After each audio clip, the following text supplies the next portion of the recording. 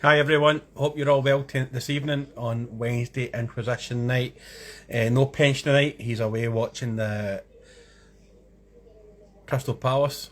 Don't actually know what their name is, their nickname is, so if anybody can help me out with their nicknames.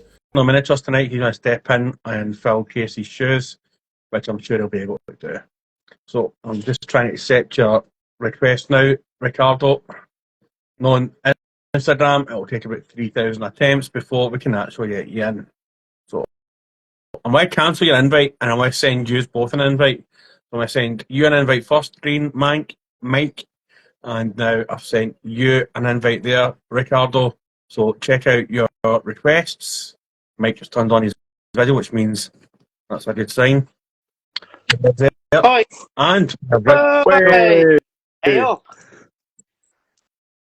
And are you there as well, Mike? Yeah, I've got you. Hey up, mate. Excellent. I can't see you, Mike, but I can see Ricardo. Can you see? And who can see who can't? I can see both of you. I can see both. Perfect. Yeah. Perfect. Instagram has actually worked first time. For the first time in a long time, we've got some Instagram this. You want to say hello, Mirren? This is my granddaughter, Mirren. She is in the background lurking tonight. You saying hello? Everybody can see you picking your nose on the internet. You saying hello? Hi. Hello. Right. You run for your pad and we'll get this introduction rocking and rolling. So, Mike, thanks very much for joining us tonight. And Ricardo, thanks very much for filling Casey's shoes tonight. Yeah, Obviously, no the football's more important. The football's more important to Casey than the introduction. We have to take some steps. I know, what's that about? So I just want to say as well, thanks to Boltstorm Wargaming and Elements of Power, who are our sponsors this now. And so just to kick it off, Mike, what was the first model you painted? How old were you when you get into the plastic crack dark arts? Well, first model was about 10 to 12. I did Spitfire Airfix kits. I painted a MiG. I used to have them all. Did the usual as being a kid, have them all hanging around my room. My granddad was a massive model enthusiast and painter and airplane enthusiast. He built remote control airplanes and stuff like that. So he took me down to the local model shop and was like, here, try building an aeroplane. I was like, oh, this is amazing. This is it. And then he took me back to the model shop and they started getting in Warhammer, and I just saw this rack of like shelves of these orange and blue boxes and bright red boxes with like orcs on it. And I was like, oh, these are incredible. I want all of these. So then I started about 12, 13 years old, and then just carried on painting ever since. And what was the first model what was the first Warhammer model that you painted then? First Warhammer model was a Tactical Squad Space Marine with the flamer from the old second edition box set. It was the the old plastic ones that stood in the monopose like this. Yeah, the classic. Plate. Yeah, the classic one. Yeah. That was the first one I ever painted. I've still got it somewhere. I think it's at work at the minute. And it's absolutely abysmal, but it's compared to the newer stuff anyway. And it's like, well, still mine. You got to start. It's still mine. I love that them ones on the spray. The plastic kits were always a bit rubbish back then, though, weren't they? Oh yeah. You know what though? There was like a charm to it, and I was never happier than when I was like absolutely butcher painting Blood Angels on those old Marines. Yeah. Was never happier than doing that. 10 of the same, exactly the same. Goblin green bases. Oh, absolutely dipped in sand because nobody could afford flopping. Yeah, I used to have a jam jar with sand in, and I put my model on top and then used it for dipping the sand in afterwards. Yeah, that was exactly what I did. Oh, it was brilliant. So did you ever?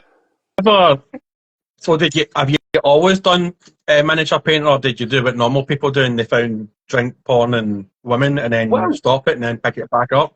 I think pretty much everyone finds drink, porn, and women. And then I added fast motorcycles to the the group of it all. So I was like, well, if I'm going to start throwing money away, start with something fun and fast on two wheels. And then life got in the way, got married, got divorced. Throughout those times, had a motorcycle, but kind of died off on the hobby.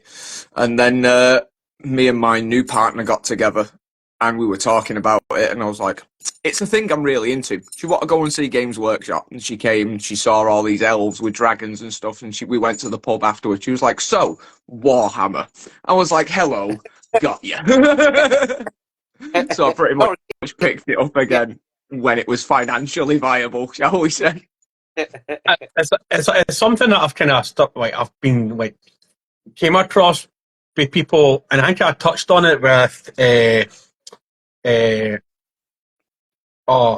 can't remember her name now. Leafy Decays. Like, at what point, as a geeky sort of person, do you tell your hopefully future partner that you're into like painting miniature wee guys and all that sort of stuff? Like, because if you were to tell somebody like that in the first date that you paint miniature figures, I'm pretty sure that'll be a deal breaker for a lot of women. Yeah, like absolutely. Funnily enough, it happened because in the old house I used to live at, I had the typical Ditto figures, collectible Marvel figures and stuff like that in them at the time. And then obviously my Warhammer collection from back in the day, I had my Fellowship of the Ring sat in them, and it was like, oh, you paint them? I'm like, I used to, a long time ago. I've not for a very long time. But then she started reading into the lore and everything, and she's really got into it. She's a better painter than I am by far. I mean, the trick is get married first. No! Then get to it. No. Do you know what I mean? No. Get them hooked before you... Oh, he's frozen. Oh, it's frozen on my screen. Yeah, I think he's frozen till I can't hear him. So if anybody's in chat and they want to throw any questions into the chat, throw them in and we'll try and get some. Richard, until Mike comes back, what the fuck are you drinking? Oh, I've got a double whammy tonight. It's what I call the Yorkshire Triple. So I've got some orange juice, some red wine, got to stay hydrated, and a vape. Right. I mean, there's nothing wrong with that, I don't think. I think the wine for a bit of Dutch courage, and the water because I'm a little bit nervous, and the vape just to keep calm. I wonder if he's dropped off. Yeah, you think, oh, yeah. I need to see him. So, how's your day been anyway, Ricardo? Busy, super busy. Finished a bit early though. Managed to get my lizard finished, which I was buzzing about. So it's taken ages. So I'm just glad to get it all together and finished and done and dusted. But I'm really pleased with it. So it was nice. I'm sort of having a purple period. I'm just loving it at the minute. So any free time, since coming back from the show, I'm just smashing the table every night, even if it's for only an hour, half an hour. So I've just had a productive couple of weeks. So it was dead nice to get the salamander done tonight. And then, yeah, just got ready for tonight. So buzzing. Full hobby-based afternoon. Happy day. Mate, I cancelled your request there and I sent you an invite. Let me know if you can get in, and if you can get in, we'll pause there and we'll try again with a new stream. Yeah, the salamander's pretty awesome, man. Like, it's fucking savage. Yeah, it's another crazy idea in it that's got out of hand. I mean, I don't think you get lizards with handlebars, but you do in my world. 100%, man. 100%. So what's your next? What? Until we can get Mike back in, what's your next project? I don't know yet. I need to go through the box. I'm quite excited. I'm not sure. I've got a few things sort of. I've got a shipping container to finish, but that's just an easy win. But yeah, I don't know. I mean, the salamanders come quicker than I thought, so quite exciting. Start something new. I might hit the Necrons you sent me actually. Right, I've sent you another invite there, Mike. If you can't get it, then I'll just cancel and then we'll start again. And I'll save this because my wee fella can patch them together. Can you actually see us, Mike? Can you text in the chat by chance? I can't see out. After you're drinking fucking orange juice and red wine and vaping out your piss. You have the lungs of a fucking 5-year-old. Right, we're going to pause it there, folks, right? and we'll be straight back because Green Man can't see anybody. And on that note, I'll see you in 5. Hello. Bye-bye.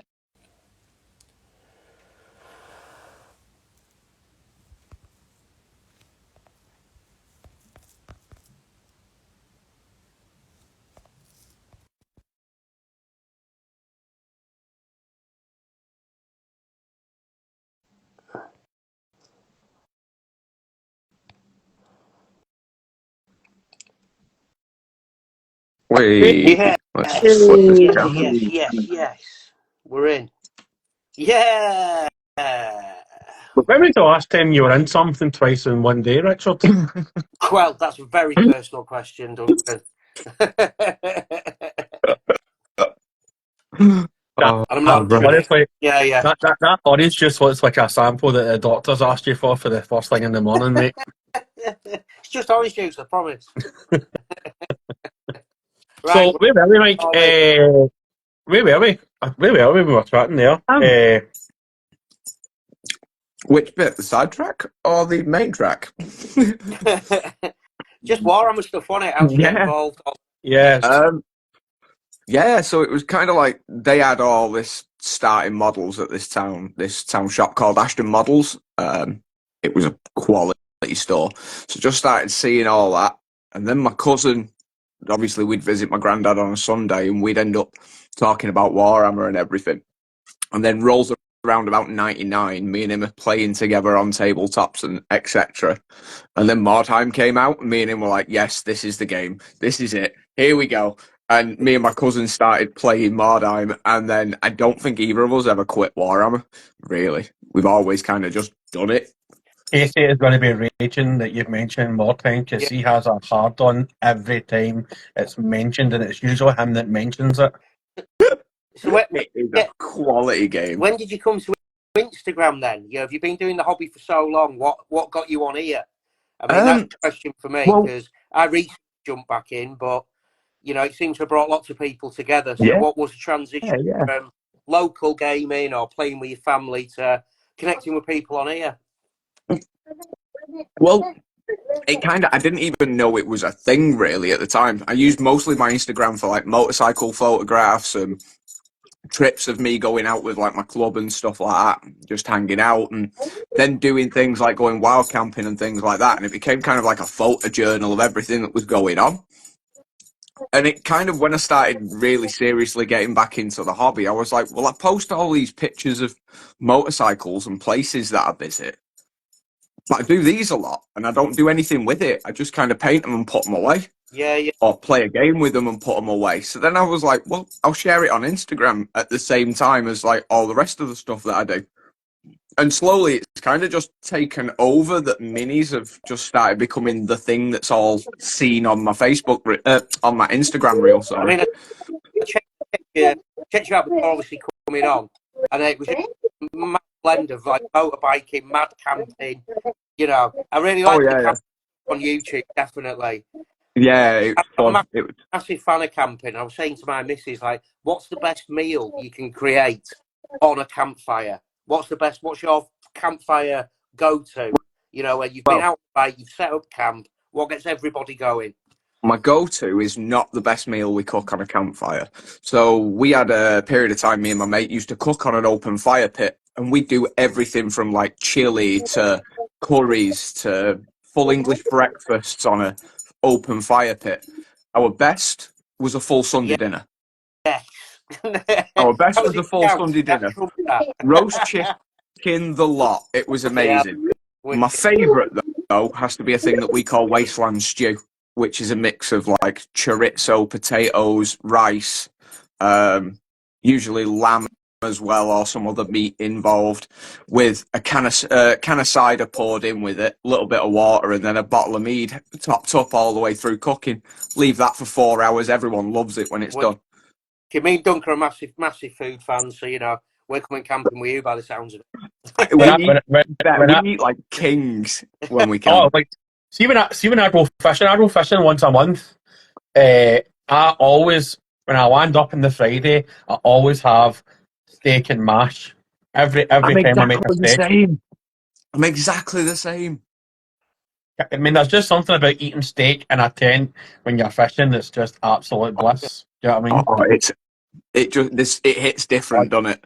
Does 100% it does, man. Sense of satisfaction, I think, as well. It's like outdoors, I'm smashing it. Yeah. Yeah, especially if you started your fire yourself and everything. It's just like, this is banging. But yeah, it's a nice blend. I mean, the bike stuff, the camping, and the miniatures. There's a lot to see. A lot on your YouTube, a lot on your page. It's nice to see a bit of everything, rather than just. I kind of like it. I just use it as a diary of everything that's going on, and Yeah. I never seem to stop. So it's always something going on. Is the thing.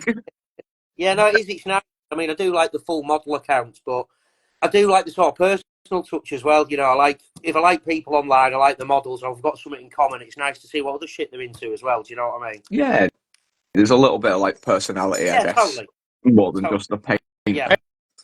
And that's one of the reasons why we started doing this introduction, because like we can all watch people paint really nice models, but you kind of just want to know what the person behind the model is as well. Do you know what I mean? Like, Yeah. everybody has more or less the same story into the hobby. It's either through Hero Quest, Airfix models, or like their partner or something, or somebody got them into it, or Battle Masters. But Oh, there it is. There it is. there. But you'll find the occasional person that get into it just by sheer chance. Like, the person I always harp back to is Dave versus Shark. He picked it up in COVID and he's now a fucking commissioning painter. Do you know what I mean? It's mental. Yeah. Like, how it's amazing how that just like works out that way. Do you know what I mean? It's done this kind of platform has done massive amounts of jumps for people who, necessarily would feel on the outskirts because they do this hobby. It's made them go, well, hang on, everybody and his trainer does it. You know what I mean? It's like everyone knows Warhammer now. It's nice as well that, even off the back of COVID and social media, to hear positive stories about both. And I think the modelling community is a really good example of that. Yeah, definitely. Like, I'm not going to lie, it changed my life, that kind of period of locking down, but it massively changed the hobby industry. Yeah. I opened a game store in lockdown and decided we were opening. Me and my brother decided, I'd been on furlough and I didn't like my job, so we decided we were going to open a model shop with like a focus on Magic the Gathering and Warhammer and stuff like that. A little bit of X-Wing here and there, and at the time we were pretty into War Machine, so we decided we were going to open a store in the local area because Ashton Models years ago shut down on the stupid proviso that Monstrous Light Games wouldn't get closed because the PM said he wasn't going to shut businesses down. So we were like, right, let's fucking get it done. And then at Christmas, what was it, New Year's Eve, we got everyone's locking down again. It was like, oh, well, bloody hell. So it was really hard doing that. But it brought so many of the people who only had kind of fringe involvement in it or had let like involvement wane. They really drilled down on it and the community just boomed overnight. Yeah, I totally agree, yeah. I think as well, from a from a newbie perspective as well, with the advent of like Twitch, you get people like painting on Twitch 24/7 as well. But also, I think with the likes of Duncan Rose, Peachy, and to a certain extent, your lassie Sugden leaving Games Workshop, it gave a bit of controversy. Like, why are these people leaving? Because everybody was chatting about it.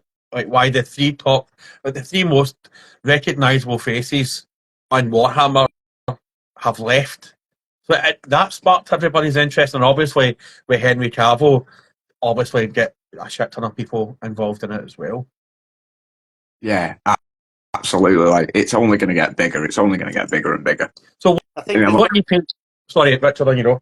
I was just saying, like them guys you've mentioned, I think with Instagram and the hobby getting so big, I think it facilitated people like that to do their own thing. I mean, previous to all this, if you had a job in the industry, you worked for Games Workshop if you were that good.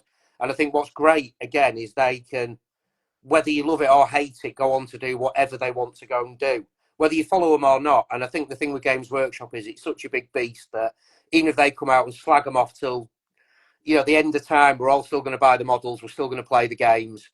still read the magazines and so on. But I think it's great for the creative from there, you know, to have this platform to maybe do something else, and then it's up to you whether you follow it or not.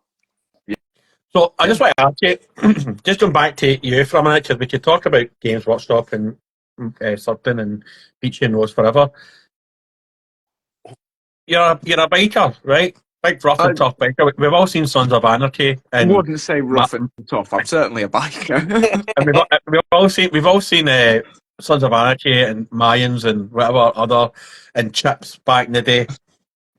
So how does your bikers club like? No, like, what did they say about you, like, painting models and, like, throwing, like, I had a really bad tabletop experience and then ready to go and start chipping folk? Like, how does that work out? It's really funny because the thing about it is, and it's obviously you see all the TV shows, but the reality is there's a lot of people working very high power jobs who spend a lot of money on very expensive motorcycles, and we all look kind of rough and tough. But I think of all the bikers I know, at least 70% of them are like business owners, work for themselves. You know what I mean? Because they're just like, no, I'm not working a rat race. I'll work for myself because it pays for the bike and the lifestyle they want. So you get mini painters in there and they're like, oh, you do something artistic. Oh, this is interesting. You know what I mean? Because you've got people like, we've got, just in our club alone, ex-servicemen, we've got programming IT, like IT web developer programmers. We've got Tesco's delivery drivers. We've got accountants. We've got trainers for people like British Gas and things like that, and business owners and people like me. And it's a really weird, eclectic mix of a lot of people. It's not as insular as you'd really think. Everyone's got massively wild hobbies. Yeah, like, I couldn't really imagine, like, the Hells Angels and the Mayans, for example, like, sorting out a dispute because fucking, like, and sorting out over a game of fucking Warhammer. My fucking... Your Necrons have taken over my Ultramarines. I don't think so. I can picture it now. What a guy for that. They all walking with the suitcases handcuffed to their wrists, and it's their models. Knife, you know, glasses that see around corners, tax return. You should just pitch up MI5 going, right, there's this new motorcycle, they're very insular, we need to get somebody in the inside, and then somebody infiltrates that. What do? They just fucking play Warhammer all fucking day. Yeah, they talk about bikes, play Warhammer, and park a bike in a field and listen to live music for a weekend. He just Weird. plays Custodes. Kick him out. So, like, as with most things, more females make everything better. Yeah, exactly. Touche. Well, you've always been in the hobby a good while. Then, how do you find, like, the paints have changed in that time since, like, the late 90s to now? Well, it's a double-edged sword because some paints I absolutely love and I still use to this day. I've got 1 second. Where's me red?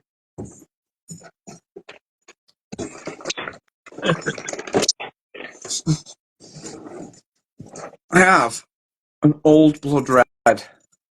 Oh, mate. Festering blue. It still works. Oh, mate, festering blue. Some of them old paints, Jesus, so cool. Oh, they're amazing. They're incredible paints, and they still work. Yeah. They're a little bit on the thin side, and they're a bit, see-through. But once you know that, they're amazing paints, and some of them still work. I've still got Scorpion Green. Oh yes, Carandras's styly. Yeah, such a cool paint. Yeah. I mean, I'm not a massive gamer. I'm more of a painter. And that's what I really liked about your page as well. Like, I'm sort of skipping through it and, some of the creativity and, what I really liked was, like, the scrunts, the Necromunda. The Necromunda guy. They're amazing. Version, nice little paint jobs, just a bit of originality. And also the Magos, with the skull cloak. Yeah. And also my favourite, though, is the freehand on the repulsor. Just because you've been somewhere. Yeah, you went to Portugal, didn't you, Evora? Yeah. Was inspired and then painted it on an effing tank. Yeah, it was an incredible place, and I just walked into it, and I was like, "This is creepy as hell. This is 40k, like down to a T." It was basically a chapel where thousands of people were buried, and they turned them into the walls and the pillars, and it's all full of people's bones who have been interred there. And it just had this gorgeous frescoes painted in the roof, and I was like, these are all incredible. I'm having one of them. I can do that. I think I can put that on a tank. I think I can do it.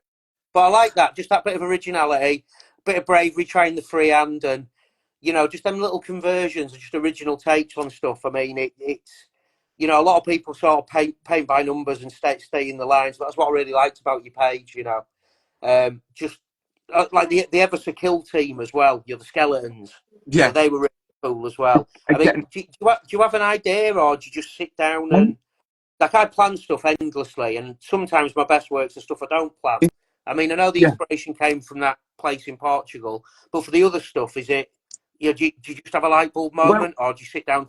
Scrunts from the if anyone's familiar with Sump City Radio podcast, Scrunts were a little thing that they all made for Sump City Radio, and they're a little Necromunda, like Necromunda Jawas, and they were actually done for that. And I had to have Scrunts ever since I saw them. I was like, need to make a set of them.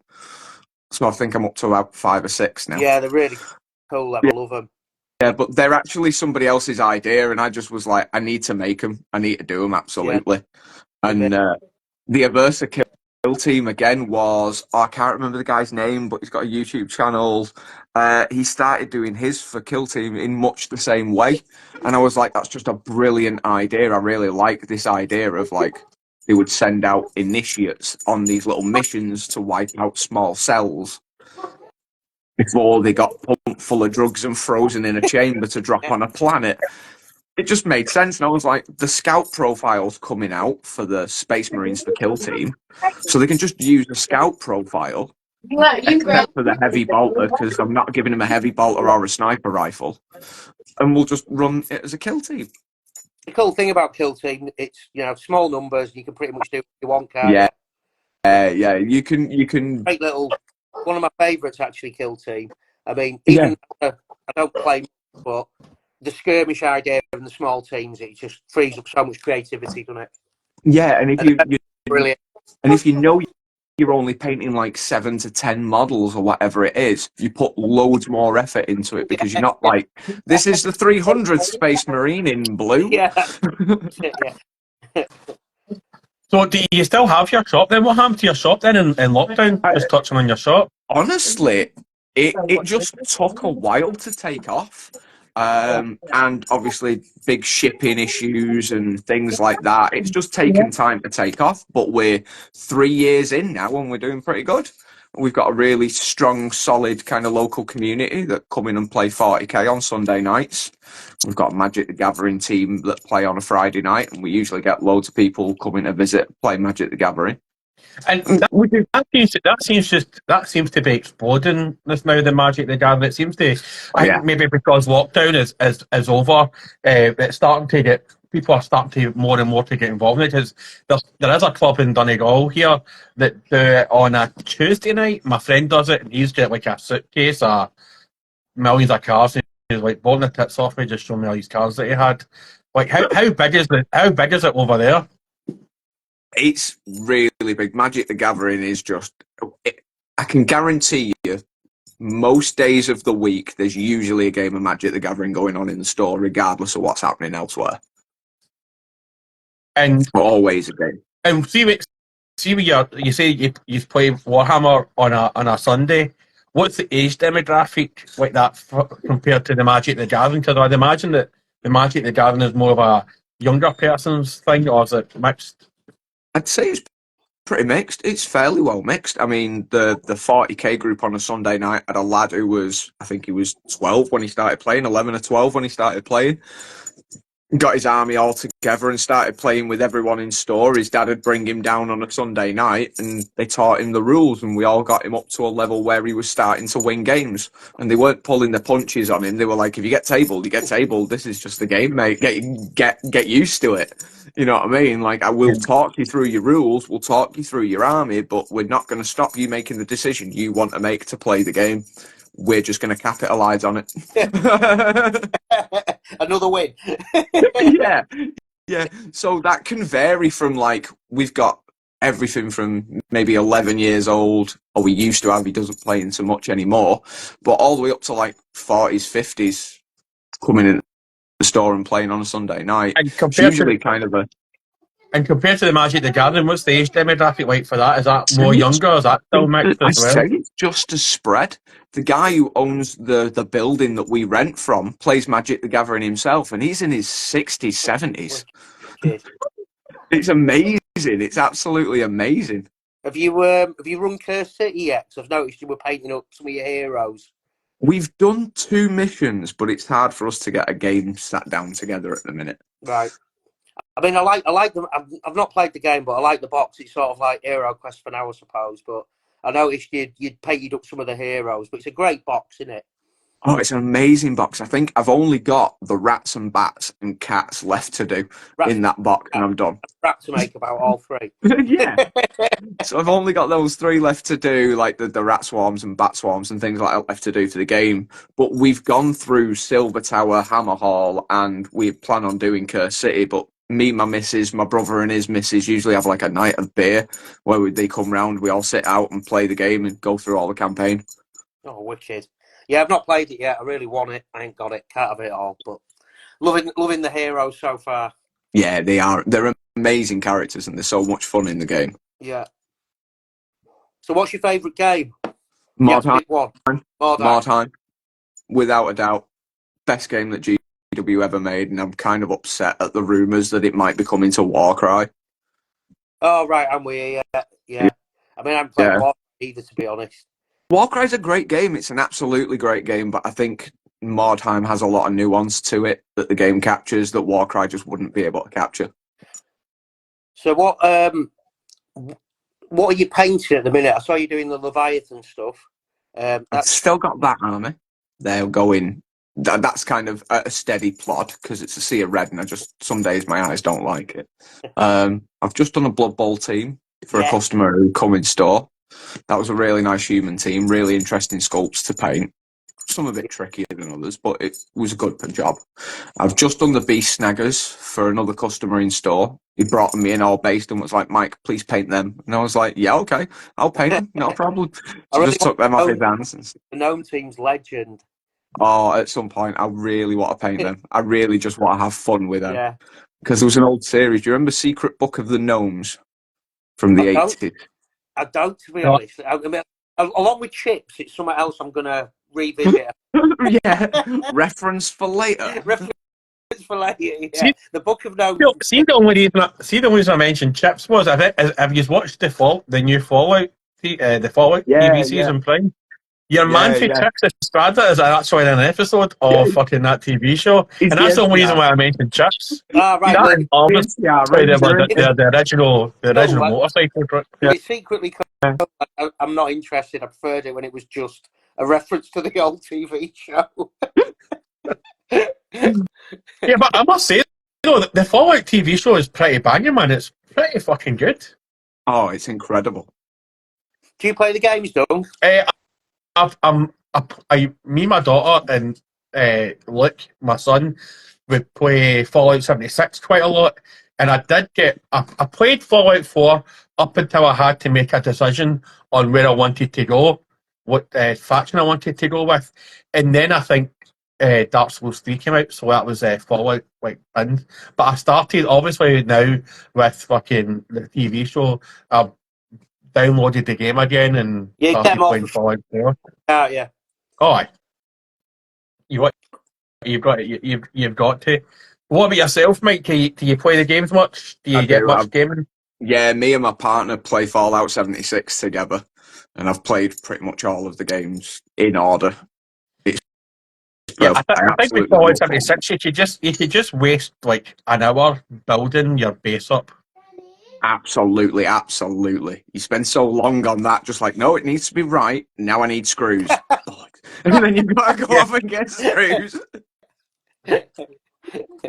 Oh no, So, I need to go and fucking get some fucking plastic, and then you go and look at all your skills, and then because the server that you're in, somebody's already raped all the skills of the fucking plastic pumpkin heads, and then I've got no shot. I'm a shotgun build, which took me ages to figure out how to do it properly, and then like I've never got any plastic to build fucking shotgun pellets. And my daughter gave me this. She's a bloody build, and she gave me this really good machine gun. And I accidentally dropped it. And in the game, you know yourself, once you drop it, it's gone. She was raging, absolutely oh, mate, I raging. can imagine. I can imagine. Yeah, full game rage. Oh, she never spoke to me for about 2 weeks. I Over, she was, accidentally told a 2-star explosive 5mm machine gun.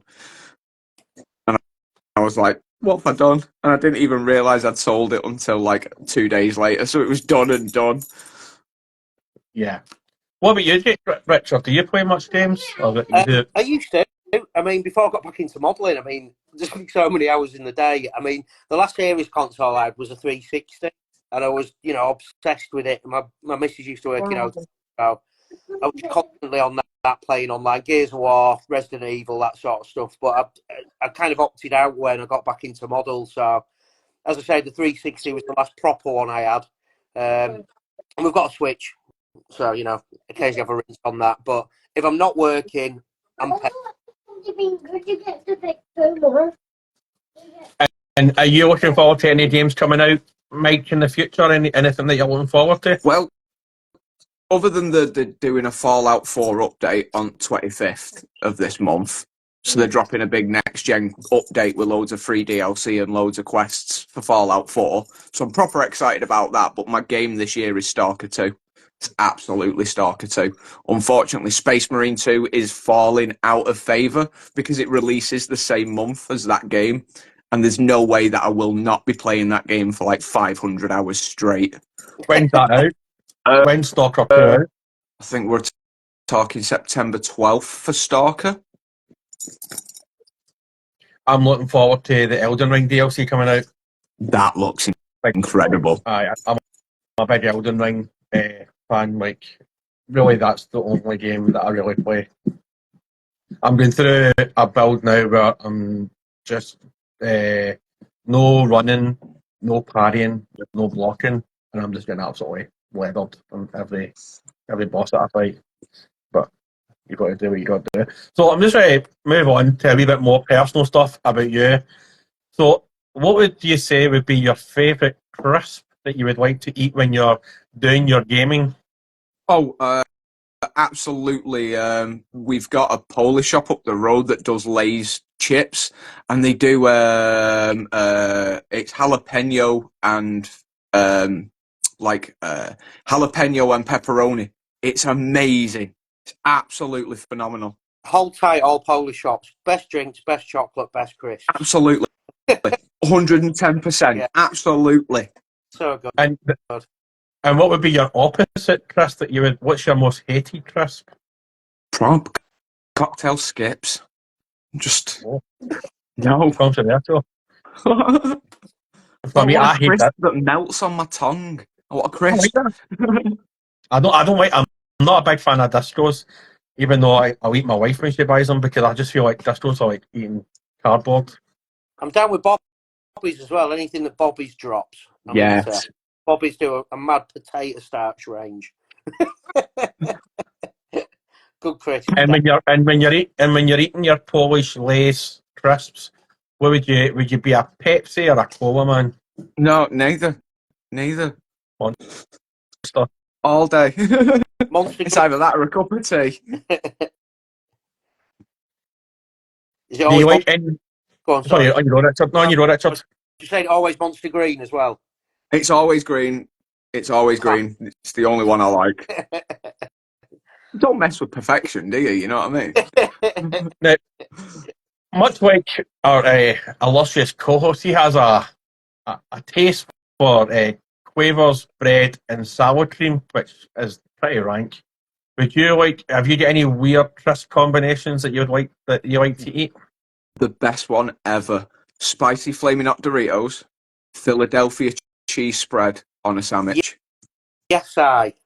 See, Dunk, it's not just me. It's the Not just. best. It must be an all I would. thing. I Do you know can, what I mean? I can probably jump on board with that. It's probably something I would try. I don't mind Philadelphia in a sandwich, right? It's the sour cream, Richard. Sour Yeah. cream. That's rank. Yeah, well, I mean, it's been highly documented, this sandwich. I mean, if I might start an Instagram account. I'll get more followers, I think. Sandwich. Aye. And I'm a big hater of the Beatles. Big, massive hater of the Beatles. Right? Would you be pro Beatle or anti Beatle? Anti-beetle. Get the pesticide out. Get them down. Yes, I. And what would you be listening to this now? What would be your what band are you listening to this now? At the minute, it's probably mostly Fallout Radio again. At the minute, but Sturgill Simpson is always on my playlist because he's phenomenal. Right. He's absolutely incredible. He did. You can get his. There's an album on Netflix called Sound and Fury. It's basically a video album all the way through, concept album. It's absolutely phenomenal. That's never far off the playlist. And do you have any obviously a few of your biker friends might be watching us, or any secret boy bands or girl bands that you like to listen to? I've made it pretty clear I'm a bit of a Backstreet Boys fan. What about yourself? Any? You know what I mean? Guilty pleasure tattoo. Oh yeah. Done. Honestly, it's the best policy. Not guilty pleasure. It's just pleasure. Yeah, I just like that song. So we got a question in chat there I seen for George the Wolf. What's your favourite pizza? Oh, it's absolutely ham, pineapple, and mushroom on a stuffed crust. Solid. Pineapple and pepperoni. That's an amazing combination, by the way. I was watching an American guy who used to do who was part of a show called The Schmodown. If anybody's ever watched it, it's like a bunch of people I think they all worked in the movie industry, and it was like movie buff questions. It was kind of like wrestling meets movie trivia. So they had like heels and characters and storylines and all that. But one of the guys I was chatting to, a guy called Ken Knapsop, big Star Wars fan, shout out to you, Ken, asked him what would be his go-to pizza, and he was like pepperoni and pineapple. He said that is top tier. What about you, Richard? Yeah. What weird combinations of pizzas do you like? Well, there is a few, but standard for me, anything with black olives on. So black olives and ham. Just black olives all day long. But I do like a tandoori chicken one as well. Nice curry pizza. You're a weird man, honestly. You're getting weirder and weirder each week, man. Right. Honestly, I might have to cancel you for teaching next week. I think you probably should. I'll just embarrass you. So I asked a new question last week in the chat, and I don't know if you were watching last week. If you could get rid of one thing from a full breakfast, what would it be and why? Tomatoes. I don't like a full tomato. It's minging. Unless it's cooked absolutely perfect, it's slimy and just ruins the texture of the rest of your breakfast. And usually if you're live... What about Sorry? A chopped tomato? Like a tin? No, not on a breakfast. Not on a breakfast. You want beans on a breakfast. Yeah, I was just asking. Yeah, no. No, not chopped tomatoes are better for other things. Just not on a breakfast. Yeah, I said last week, like, for me it'd be beans. Like, I don't like cheap beans. I'm a Branston beans man. I don't even like Heinz beans. It's Branston or nothing for me. And I don't like going and getting a breakfast and then forgetting. I sometimes forget to say no beans, and then it comes out with the cheap beans that are absolutely Baltic and you could kill somebody with. Hate that. Yeah, that ruins it as well. Ricardo, any questions? I think I've about covered, really. I mean, have we got anything? We've done crisps, we've done breakfast. I've talked about your models, we've talked about the bikes, we've talked about the camping. I'm about questioned up, to be honest. Have we got any more mad questions we can drop? Well, I'm just going to ask you, like, if we want to just jump back to the hobby for a moment, like, if there was one model that you could get made and paint, what would it be? Matthias Stallman from the Witch Hunter books. Absolutely. That was immediate. Like, you really want this, don't you? Absolutely. I would have 110% run that model in every single Witch Hunter warband for Mordheim from now until the end of time. That is a solid answer. Done. Reason. What about you, Doug? What did I say recently? What was it I said? The Beatles. All five of the Beatles. Chips. I want models from Chips. Them as well. I think you know what I'd actually like to see. Like, do you remember He-Man, the film Masters of the Universe? Yeah. Imagine if they had a tabletop game of that. That'd be pretty epic. Yeah. That would be pretty sweet. There is a Masters game, isn't there? Like a battleground type skirmish one, which is comic book. It's not Dolph Lundgren or Man at Arms without a moustache. Yeah. Duncan is his name. I mean, for me, it's got a Big Trouble in Little China, The Three Storms. I mean, do Escape from New York. Do Big Trouble in Little China. Do them both. Do anything by John Carpenter, or I'm in. Even if it's Christine, I'll paint a freaking car.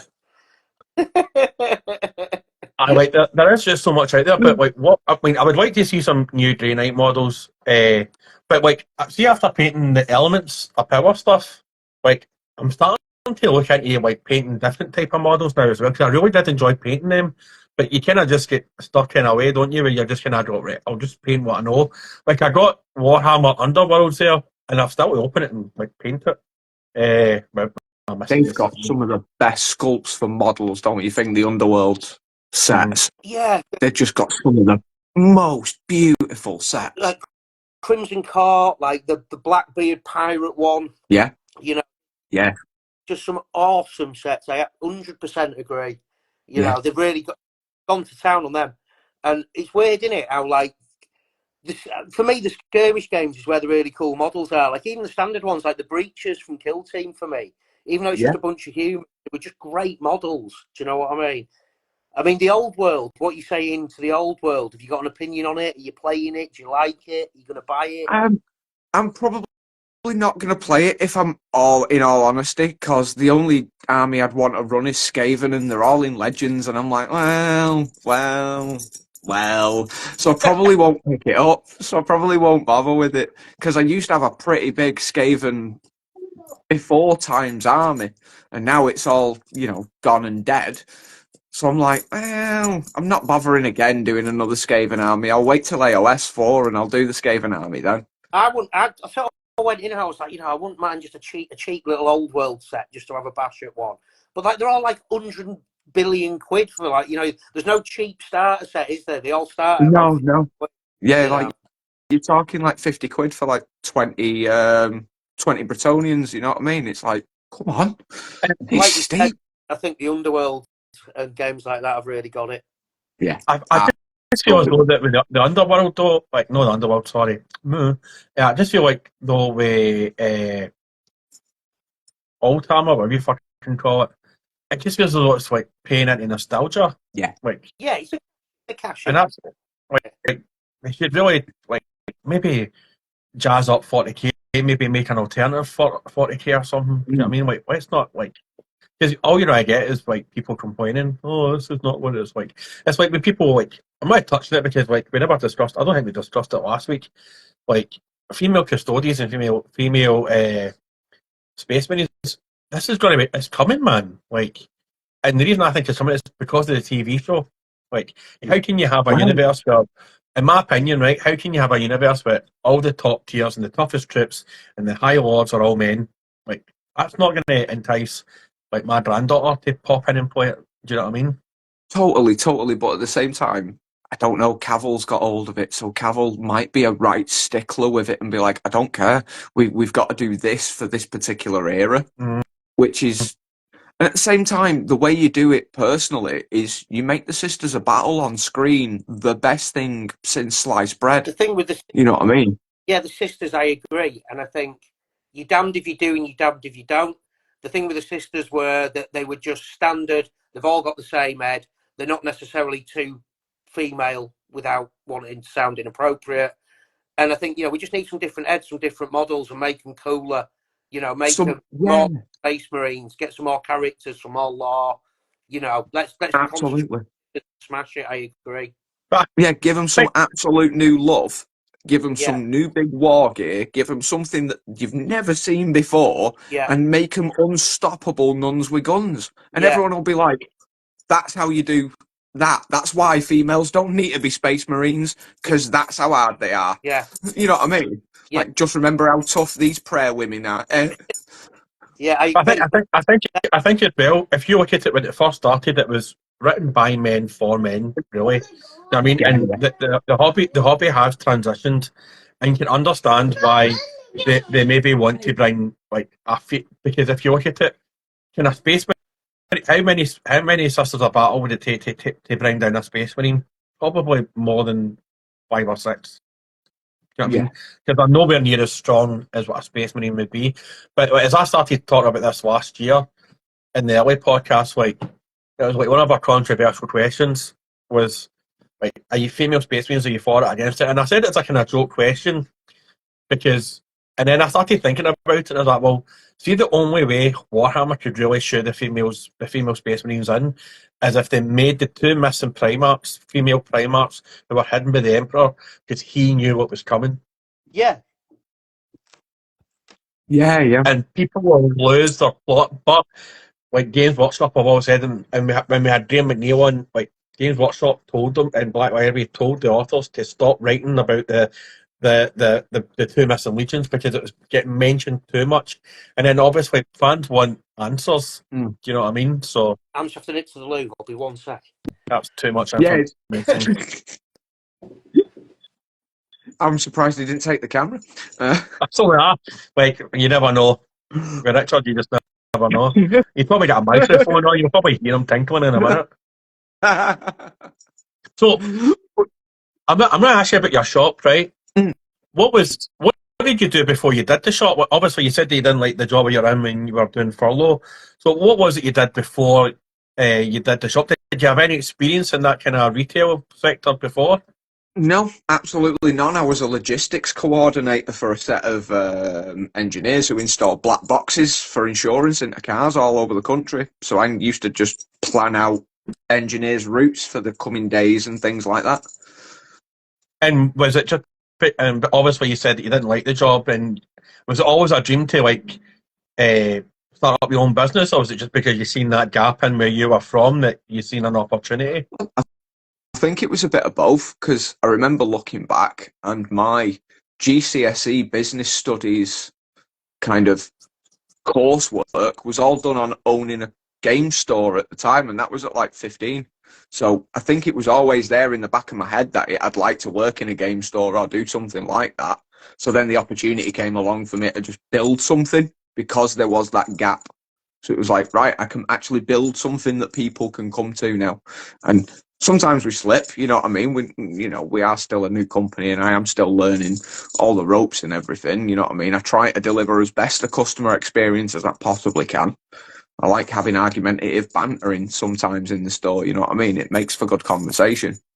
But the heart of it is I want to build something that's safe for people to come and play. Yeah. And is your brother still heavily involved, or is it just you flying solo now? Mostly just me in the recent times. He's gone back to his kind of love and profession, which is welding. And weird, I know, but he enjoys gluing metal together with metal. What can you do? So he's gone back to doing that, and I'm kind of running. I'm the hands-on guy now. Now, right, I didn't know you had actually run a shop, which is poor on my part for research, because usually I'm relying on Casey for these sorts of things. Like, you're our third shop that we've had on. Like, yeah, there must not be enough hours in the day. And then when you come home, then how do you find that work-life balance to paint your own stuff or do your own gaming then? I don't have one. I just genuinely don't have one. I'll answer a customer's message at like 11 o'clock at night on a day I'm off unless there's something serious going on. You know what I mean? I'll answer it at 11 o'clock at night because I feel like that customer wants something now. He wants an answer now. And if I can answer him, then I've got the sale, not somebody else. Mhm. So it's in my interest to sell that product to him. So it also delivers great customer service just by caring what your community care about. So there isn't one. I work 24/7, unfortunately, even on days off. I just make sure that I take a day, either the Monday or the Wednesday. I don't paint anything. I don't touch brush to miniature. Do you still find Richard? it fun? You know, I know even it's a business sort of thing.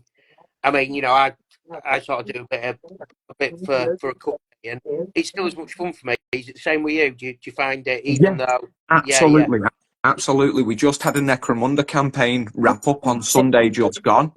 And just watching those players go at each other for like 6 weeks was absolutely hilarious. And just thinking up new ways to be like, right, this week, I'm going to make your life a nightmare because I'm going to throw this scenario into the mix. And that's what we're all playing for this narrative campaign.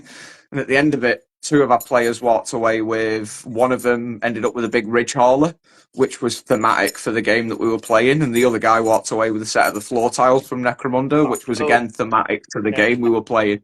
So it played off that one guy had won this haulage contract with the haulage truck, and the other guy had won territory in the game, so he got territory. Yeah, he got the actual territory for the reward. So it was just fun watching this lot scrap out over the game for 6 weeks and being involved in some elements of it. It was hilarious. So, obviously, you're on your own shop. What would you say would be your go-to paint brand for painting? It's GW. I'm just comfortable with it.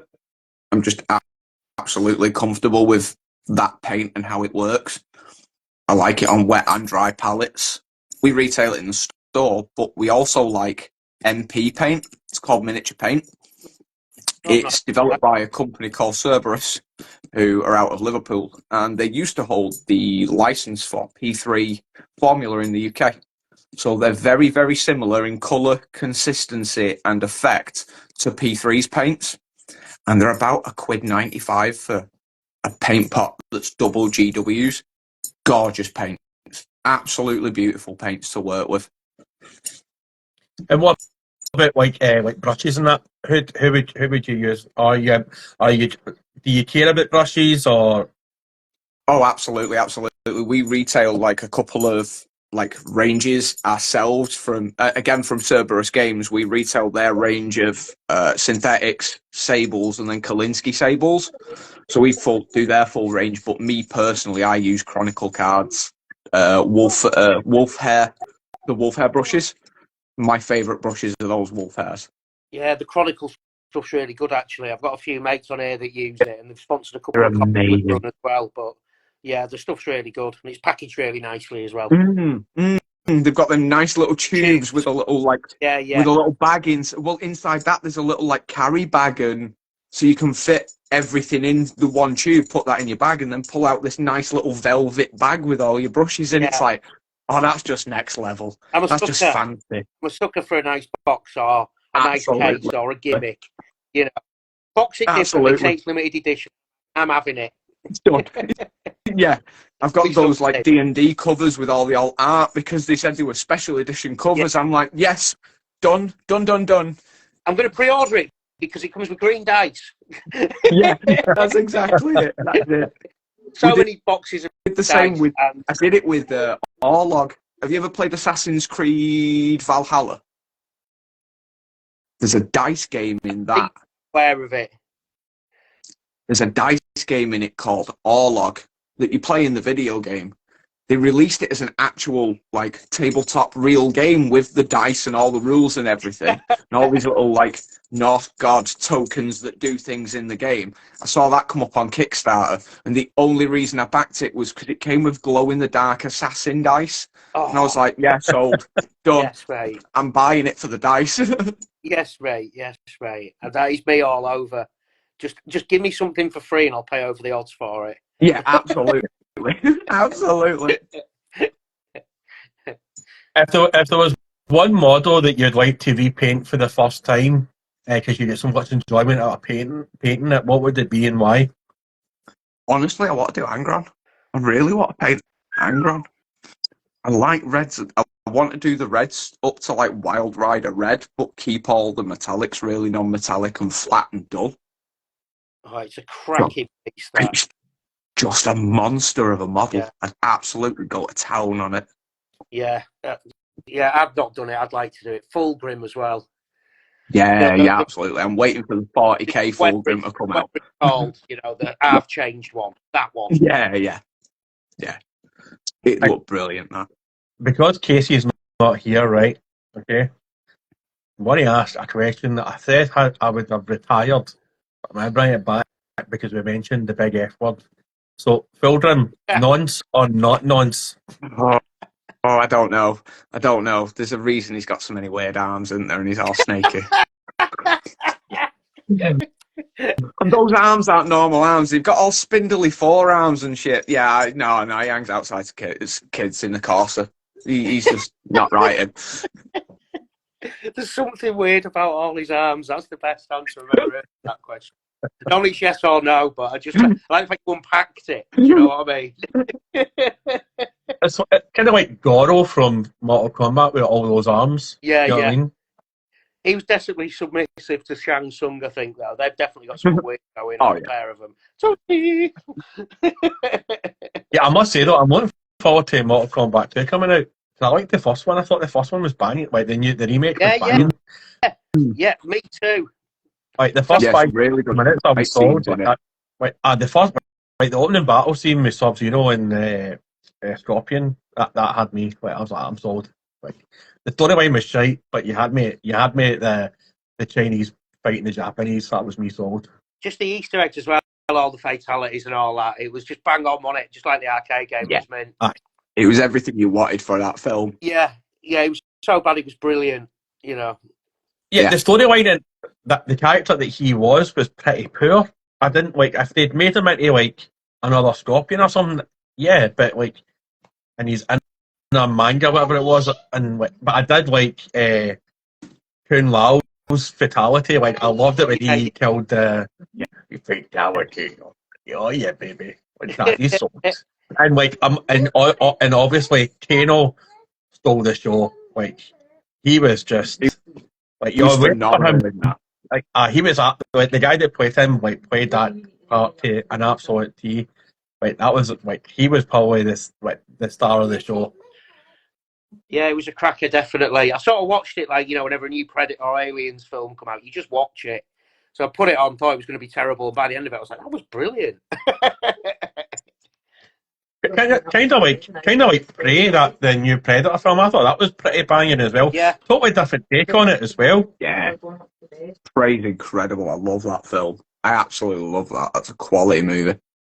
Yeah, it's good to see the French getting fucked over as well. It's always a source of personal joy. Yeah, always good to see the French getting screwed over in something. You can't beat it. You know what I mean? That's why we watch so much Sharp.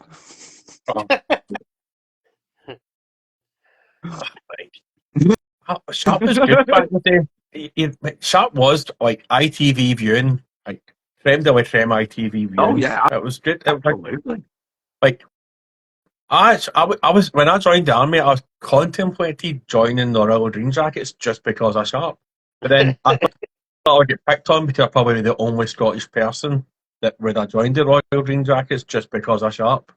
Signing up, joining everybody else is sat there like, here's a new book of Sharp. You're like, I fit right in. They're all at it. That's the only reason they're all there. Yeah. They're all just Sharp. Yeah. That was what made you join the Royal Green Jackets? ITV? Yeah, that was it. ITV. Sean Bean, bust. So is your shop open every day of the week then? Is it like Monday to Friday, or is it like Monday to Sunday or Monday to Saturday, or do you have a day off in the shop? We closed, the store's properly closed on a Monday and a Wednesday. So we're open Tuesday, then we're open Thursday through Sunday. So like Tuesday, we're open from 10 till 9. Thursday, it's a 10-6 day. Friday, I'm usually in from 10 till about 10. Saturday is a 10-6, and then Sunday is 11 till maybe 10 o'clock. And you have any narratives for like 40k or AOS or anything like that? We've got a guy who basically organises our Sunday night 40k games upstairs with all the lads and all the group and the gaming community there. He's talking about getting more narrative games going on because they've got some really interesting things they want to try out. But currently we're doing a 1250 point tournament in June. We're doing a one-day tournament. So everyone's practicing the tournament lists and tournament timing at the moment. So everyone's just really drilling in on that. Has everything got to be painted, or has it got to be, can you do proxies, or has it got to be painted, or what you see is what you get? You can proxy.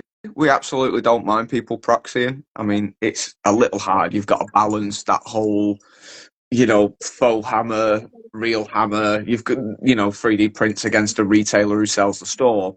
You've got to balance that, you know what I mean? And it's a tricky balance to get where it's like, oh, you've printed that Castellan robot. Cool. It's on the shelf for £32.50. Yeah, unless it's kind of a double-edged sword. Yeah. But, it's in the spirit of people. Well, don't you? So, Yeah, that's the other bit. It's more important that people play, and when they do want to be able to support a store and a hobby, that they've got somewhere that they can do that, you know what I mean? What, you don't... I've always exclude those people for play, just don't want them to, because that could be a very negative community experience for them. So you do want them to feel included and not have that negative experience, you know what I mean? You don't mind, like, people turning up like the occasion, like one or two figures out there, 2,000 point army, but if somebody turn up an entire army that's 3D printed, it's like, right, one dude. Like, I've only played 3 or 4 games of Warhammer, and I played one tournament, and it was like an all-day affair. I was emotionally damaged after it, and I must say, I thought I would be a master tactician playing Command and Conquer for years. And all the Command and Conquerors, I thought I'd be a master tactician. But then I realised that dice hate me so much that I've not really played it since. Like, in measuring tapes, I thought 8 inches was quite big until I was trying to move miniatures. And then my wife told me that I wasn't 8 inches. But it's not that big, right? That's toxic, though, isn't it, where somebody rolls like 4,000 dice and they're all just ones. I've had that in games. Yeah, I had a proxy Mortarian, and I was like, oh, he is just going to absolutely destroy folks. And then he get absolutely battered off a bunch of custodies, and I'm like, and then somebody was like, oh, you should have had him just hanging about the background. And I'm like, oh, I never knew that. I was just expecting his scythe to just start like one-changing custodies left, right, and centre. Best model, the one you spent ages painting, you stick that on the table. It's first turn, tank, boom, gone. Yeah. Like, at least let him move. Do you know what I mean? I know there's no training phase, but just let him move. Have one go before you hit him with a tank. You've just got loads of pox left. Do you know what I mean? I had that against a Defiler in a game, like not long after it launched. After 10th launched, we were having, playing games regular, and I decided I was taking 4 dreadnoughts. Sorry, I took 2 of the ballistas. I took a Redemptor and my repulsor tank, and it went after this Defiler. It lasted 2 turns at most, and the guy was like, "Please, just stop shooting at it." It took me ages to paint that thing. Yeah. Well, it's going to die. I'm just going to throw loads of dreadnoughts from Blood Angels at it and see what happens. Is it like chess? If I get it to the other side of the board, can I put it back on again? Put a little crown on it, turn it round, and it can go the other way. Yeah, that's it, yeah. I spent my entire army building it round this bloody town that you've decided just to absolutely destroy. Yeah. Yeah. And are you going to any conventions this year? Do you have anything planned? Not really at the minute. I was thinking of going to Essen, but I'm kind of 50-50 as to whether I'm going to go yet or not. So I don't know about that. I wanted to go to the Bristol Open, but Bristol Open's sold out. So my plan was to go to that instead. So not really anything mini related this year, unfortunately. I'm just going to keep plodding, and if there's an event that takes my fancy, but I've got nothing in the works, I'm just going to be free and easy with it. And you were at Summit 2 weeks ago, Richard. How did you enjoy that? Yeah, it was really good. I mean, massive diversity. You know, there's a lot of military stuff. You know, board games. You know, people selling their games, 3D printed stuff. The Games Workshop. It was nice to see all of it. You know, people, massive boats, airfix, as well as all the normal stuff. So it was nice to get a full dip into the hobby, if you know what I mean. I mean, I was there on under a painting capacity, so it was just really great talking to people. And I met a few guys off Insta as well, which was really nice. So it's my first show. So it was great. And working for Dreamstuff World, how was that received? Did you have much interest, and what was your feedback from Dreamstuff World? Did they see anything that you posted or that? Oh yeah, no, it all went really well. I mean, we were sort of pushing the inks, and it really helped that Angel Giraldez did a video on them the day before. So the power of social media. As soon as we sat down, people were like, "Are those inks?" So that really helped. We were just doing demos, and it was really nice to see people using the product for stuff that wasn't Games Workshop as well. And you know, people love Green Stuff World, whether it's the rolling pin, you know, the actual stuff or the paint. So it was just a bit of a love in. It was great. Really enjoyed it, and Green Stuff were really happy. So 2 thumbs up. And what is obviously you've just done your Salamander with Star Wars Dewback. What are you painting next, Mike? And what are you painting next, Richard? So, Mike, what are you working on this now? What are you working on, Mike? Okay. Well, I've got a Sanguinius model to paint up on the shelf there. So at some point I need to hit him up. I'm currently partway through a dwarf that's up here. There he is. There's a dwarf. So I'm working on him at the minute. So I'll probably paint him and carry on with him. I've got this project here that I'm working on at the moment that I just can't get the light right to, and it's really bugging me. So I'm working on that at the moment. Yeah, massive. I need to get this right, and then I can start extending it and doing all my back pieces for it and stuff like that. But this rhino's just not bright enough yet to sell the light here, so I've just got to keep plugging away and get all this painted up and get it finished. Where are the epic scale rhinos from? I've seen loads of them. Is it a GW thing? Or that's epic.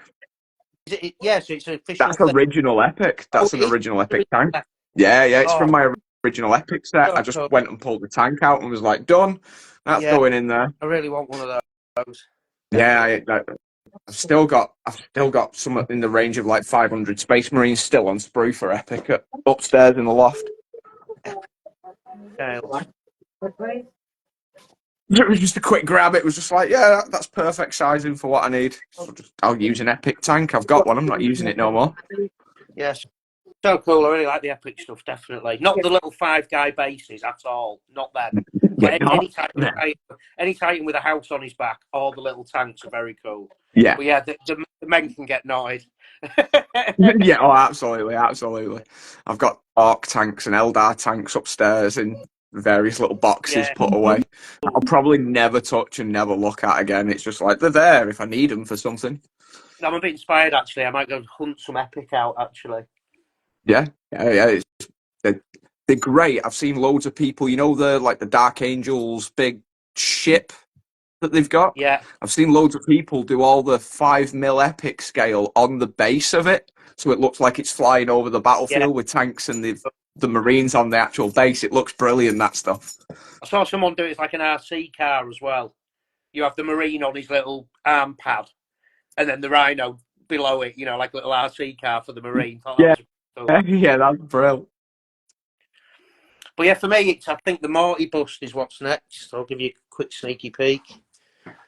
So it's this great big stupid thing. That's going to be quality. Maybe that. We'll see. That's what's on the shelf. I need to get some inspiration for that. I think. Have some Weetabix. With some salad cream. Yeah, definitely. Yeah, salad cream, glass of wine, some vapes. In I go. Hold tight. What are you working on, Said that Dunk? I am working on. Well, I'm working on this now Necron thing, and I am working on. Oh, I just dropped it. And I'm working on Executioner this now. Reglue it first. Yeah, I'm a paint and glued sort of guy, so I'm working on him this now. I'm going to do him in my Death Guard scheme that I'm doing. So I started on him on Sunday, and this is the first thing I've actually painted for a long, first thing I've painted for a decent bit of time. So I was working on Grey Knights, but I'm just not feeling the Grey Knights just now. Just trying to get my colour scheme right in my head. I'm just trying to get. I don't want it. Don't want them to be just silver. I want them to be grey, actual grey. So I'm just trying to work out. I think my problem is with some of my miniatures is that I just get colour happy and start just slapping on different colours with people. So I'm just trying to hone that in a wee bit. I've run a couple of test models. I'm still not 100% happy, but it'll come together eventually.